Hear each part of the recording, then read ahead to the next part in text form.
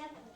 ನಾನು ಇವತ್ತು ಸಣ್ಣ ಬೀಜದ ದೊಡ್ಡ ಪಾಠ ಕಥೆಯನ್ನು ಹೇಳುತ್ತಿದ್ದೇನೆ. ಒಮ್ಮೆ ಒಂದು ಪುಟ್ಟ ಹುಡುಗಿ ಇದ್ದಳು. ಆಕೆಯ ಹೆಸರು ಸಮನ್ವಿ. ಒಂದು ದಿನ ಅವರ ತರಗತಿಗೆ ಗುರುಗಳು ಬಂದು ಎಲ್ಲರಿಗೂ ಒಂದು ಬೀಜವನ್ನು ಕೊಟ್ಟು ಹೇಳಿದರು, ಈ ಬೀಜವನ್ನು 1 ತಿಂಗಳಲ್ಲಿ ಯಾರು ದೊಡ್ಡ ಗಿಡ ಮಾಡಿಕೊಂಡು ಬರುತ್ತೀರೋ ಅವರಿಗೆ ಬಹುಮಾನ.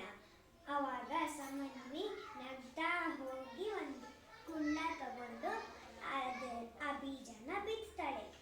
ಬಿತ್ತಿ ಅದಕ್ಕೆ ದಿನ ನೀರು ಹಾಕ್ತಾ ನೋಡ್ತಾ ಇರ್ತಾಳೆ.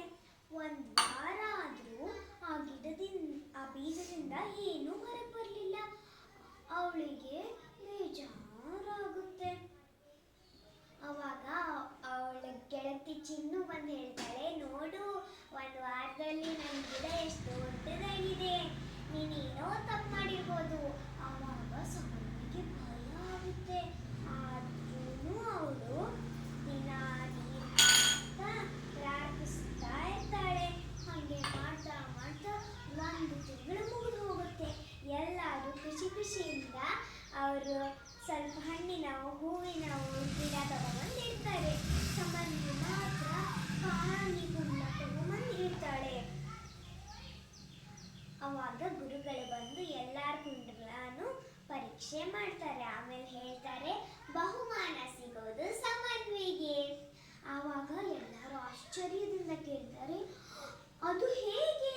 ಆವಾಗ ಗುರುಗಳು ನಗ್ತಾ ಹೇಳ್ತಾರೆ, ನಾನು ನಿಮಗೆ ಕೊಟ್ಟಿದ್ದ ಬೀಜ ಬೇಯಿಸಿದ ಬೀಜ, ಅದರಿಂದ ಯಾವತ್ತೂ ಗಿಡ ಹುಟ್ಟಲ್ಲ.